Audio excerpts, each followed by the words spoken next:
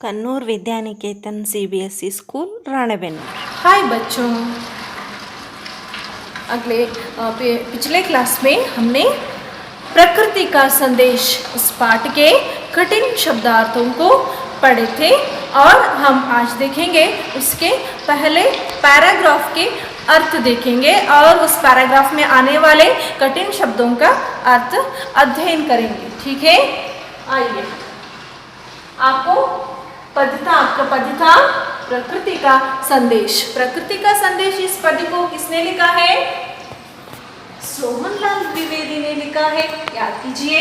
और आपको शब्दों के अर्थ में पहले स्टैंजा में यानी पहले चरण में आपको आने वाले शब्दों का अर्थ है पहाड़ यानी पर्वत, माउंटेन, सिर, शीश, हेड, सागर, समुद्र यानी सी। ठीक है, इससे भी अधिक आपको शब्द हैं उस स्टांजा में यानी उस चरण में आते हैं। मैं आपको पढ़ाते पढ़ाते उसके बारे में समझाऊंगी भी। ठीक है, देखिए।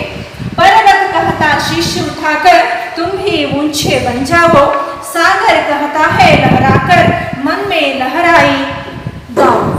ठीक है, पर्वत कहता शीश उठाकर, शीश यानी सिर, और सागर समुद्र, पहाड़ यानी पर्वत या श्रृंग, गिरी, ऐसे भी अनेक नामों से उसे जान सकते हैं। और इससे भी और कठिन शब्द है लहराना, लहरा कर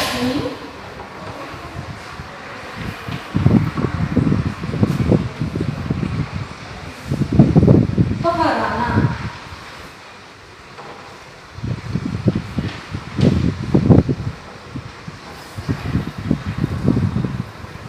फहराना इसका अर्थ है होस्टिंग,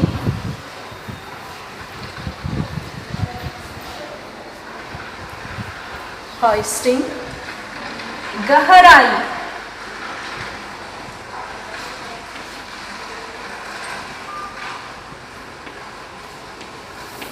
गहराई, गहराई का अर्थ है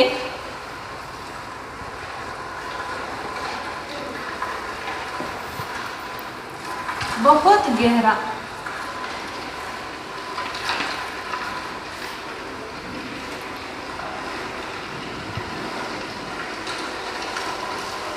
बहुत गहरा यानी हम इसे अंग्रेजी में डेप्थ कह सकते हैं। यानी ಆಳವಾದದ್ದು ಅಂತ ಕರಿತೀವಿ। ಆಳ, ಗಹರಾಯಿ ಅಂದ್ರೆ ಆಳ, ಲಹರಾನ ಅಂತಂದ್ರೆ ಹಾರಿಸುವುದು, ಪಹರಾನ ಅಂತ ಕರಿತೀವಿ। सागर ಅಂದ್ರೆ ಸಮುದ್ರ, सिर यानी शीश यानी हमारे जो तले करते शीश, मस्तक हम कहेंगे। पहाड़ यानी पर्वत यानी माउंटेन। ठीक है, हम देखेंगे पहले चरण का अर्थ। पर्वत कहता शीश उठाकर तुम भी ऊंचे बन जाओ। जैसे मैंने कहा था आपको शाम को अपने दादा के साथ या अपने पिता के साथ घूमने के लिए या वॉकिंग के लिए जाते हैं, तब एक पर्वत को देखिए। कैसे देख सकते हैं पर्वत? ऐसे नॉर्मल से नहीं देख सकते, ऊंचाई हमारे सिर को ऊंचे करके देखना पड़ता है। ठीक है, वहाँ एक संदेश मिलता है, ऊंचे करके देखना है। ऐसा क्या है? हमें भी ऊंचाई से रहना, हमें भी ऊंचे व्यक्तित्व बढ़ाना, हमारे जो व्यक्तित्व है उसे ऊंचे की ओर लेकर जाना। ನಮಗೂ ಕೂಡ ಆ ರೀತಿಯಾದಂಥ ಒಂದು ವ್ಯಕ್ತಿತ್ವವನ್ನು, ಎತ್ತರವಾದಂಥ ಒಂದು ವ್ಯಕ್ತಿತ್ವವನ್ನು ನಾವು ರೂಪಿಸಿಕೊಳ್ಬೇಕು। ಆ ಮಟ್ಟದಲ್ಲಿ ಕೂಡ ನಾವು ನಿಂತ್ಕೊಳ್ಬೇಕು, ಬಹಳ ಎತ್ತರವಾಗಿ ನಿಂತ್ಕೊಳ್ಬೇಕು ಅಂತ। ಪರ್ವತವನ್ನು ನಾವು ಯಾವ ರೀತಿಯಾಗಿ ನೋಡ್ತೀವಿ? ಎತ್ತರದಿಂದ ನೋಡ್ತೀವಿ, ಅಲ್ಲಿ ಏನೇನಿದೆ ಅನ್ನೋದು ಬೇರೆ। ಆ ಒಂದು ಪರ್ವತವನ್ನು ಎತ್ತರದಿಂದ ಹೇಗೆ ನೋಡ್ತೀವಲ್ಲ, ಹಾಗೆ ಕೂಡ ನಮ್ಮನ್ನು ಕೂಡ ಇನ್ನಿತರರು ನಮ್ಮನ್ನು ಕೂಡ ಎತ್ತರ ಒಂದು ಮಟ್ಟದಲ್ಲಿ, ಸ್ತರ ಅಂತ ಹೇಳಿ ಕರಿತೀವಿ, ಆ ಒಂದು ಸ್ತರದಲ್ಲಿ ನಾವು ನಿಂತುಕೊಳ್ಳಿಕ್ಕೆ ಏನು ಮಾಡಬೇಕು? ಕಲಿಬೇಕು। ಆ ರೀತಿಯಾದಂಥ ಒಂದು ಪ್ರಕೃತಿ ನಮಗೆ ಏನು ಮಾಡ್ತಾ ಇದೆ? ಸಂದೇಶವನ್ನು ನೀಡ್ತಾ ಇದೆ। इसका अर्थ यही है पर्वत कहता शीश उठाकर तुम भी ऊंचे बन जाओ। अದೇನು ಹೇಳ್ತಾ ಇದೆ ನಮಗೆ? वह पर्वत हमें कुछ कह रहा है, कुछ कहने का प्रयास कर रहा है। क्या कहने का प्रयास कर रहा है? हमें भी पर्वत की तरह रहना है, पर्वत की तरह बनना है। जैसे भी हमें दूसरे कहीं लोग, हमारे माँ बाप, दोस्त समाज में रहने वाले लोग, हमारे स्कूल में कक्षाओं में रहने वाले दोस्त, हमारे माता पिता गुरुजन हमें भी कैसे देखना चाहिए, वो भी पर्वत की तरह ऐसे ऊंचे देखना चाहिए। नहीं, इसका अर्थ है हमारा जो व्यक्तित्व है उसे ऊपर बनाना, उसको ऊपर ले जाना। यही संदेश हम प्रकृति से यानी उस पर्वत से प्राप्त कर सकते हैं। सागर कहता लहरा कर मन में गहराई लाओ। ये जो मन है ना, मर्कट है, ये ಮನಸ್ಸು ಏನಿದೆ ಮರ್ಕಟ ಅಂತ ಹೇಳಿ ಕರಿತೀವಿ. ಮರ್ಕಟ ಅಂತಂದ್ರೇನು? ಮಂಗ್ಯ, ಮನಸ್ಸು ಮಂಗ್ಯ ಇದ್ದಂಗೆ ಅಂತ ಹೇಳಿ ಕರೀತಾರೆ. ಹೌದಾ, ಕೇಳಿರ್ಬೋದು. ಏನು ಒಂದು ಕ್ಷಣ ಅದು ಏನು ಕೂತಲ್ಲಿ ಕೂರೋದಿಲ್ಲ, ನಿಂತಲ್ಲಿ ನಿಲ್ಲೋದಿಲ್ಲ, ಇಲ್ಲಿ ಎಲ್ಲೋ ಹರಿದಾಡ್ತಿರ್ತೈತಿ. ಸಪೋಸ್ ಈಗ ನೀವು ಲೆಸನ್ ಕೇಳ್ತಾ ಇದ್ದೀರಂದ್ರೆ ಮನೆಗೆ ಅಮ್ಮ ಏನಾದರೂ ಉಂಡಿ ಮಾಡ್ತಾ ಇದ್ದಾಳೇನೋ, ಅಲ್ಲಿ ಹೋಗಿರುತ್ತೆ ಅಡುಗೆ ಮನೆಗೆ. ಅಪ್ಪ ಏನು ಮಾಡ್ತಿರ್ಬೋದು ಈ ಟೈಮಲ್ಲಿ? ಹೌದಾ, ಈ ಥರ ಏನಾಗುತ್ತೆ, ಮನಸ್ಸು ಒಂದು ಕಡೆ ಇರೋದಿಲ್ಲ, ಒಂದೇ ಕಡೆ ಇರೋದಿಲ್ಲ. ಅದು ಹಾಗಾಗಿ ಏನು ಮಾಡಬೇಕು, ಮನಸ್ಸನ್ನು ಕೇಂದ್ರೀಕರಿಸಬೇಕು, ಕಾನ್ಸಂಟ್ರೇಟ್ ಮಾಡಬೇಕು ಅಂತ ಹೇಳಿ ಕರಿತೀವಿ. We should concentrate our mind. क्या होगा कॉन्सेंट्रेट करने से? हमारे जो मन है वह शांत होगा, जो भी काम है वो करने से हम समर्थ होंगे, हमें जो सामर्थ्य है हमें आ जाएगा हमारे अंदर. इसीलिए हमारे मन को केंद्रित करना है एक तरफ. ये जो मिस क्या कह रहे हैं, अभी प्रकृति का संदेश है, ये पाठ हमें समझ में नहीं आ रहा है, ऐसे सोच रहे होंगे क्यों आपको समझ में नहीं आ रहा है?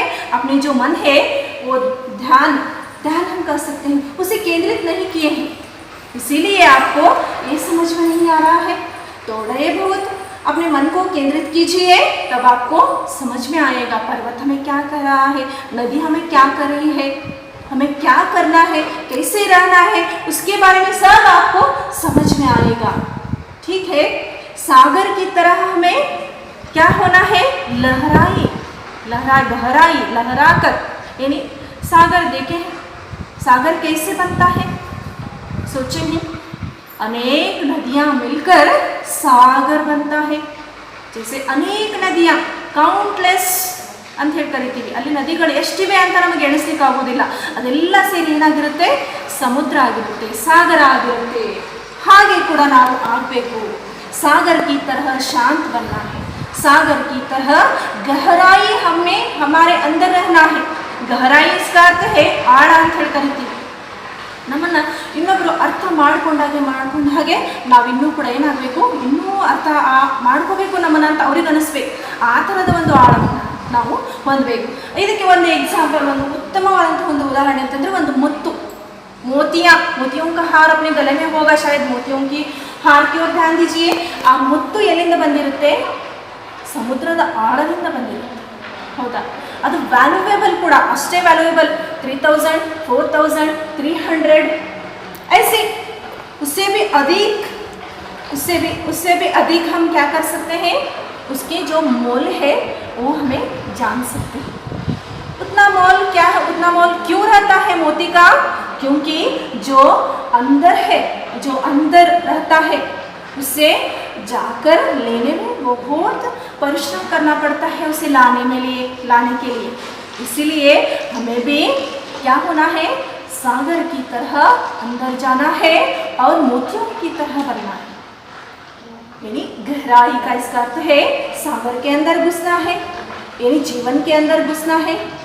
घुसने के बाद एक सुंदर सा मोती अपने आप बाहर आ जाएगा. ठीक है बच्चों, अगली कक्षा में हम देखेंगे दूसरे चरण का अर्थ. तब तक पहले चरण का अर्थ और पहले चरण में आने वाले शब्दों का परिचय लेते रहिएगा. ठीक है बच्चों, धन्यवाद.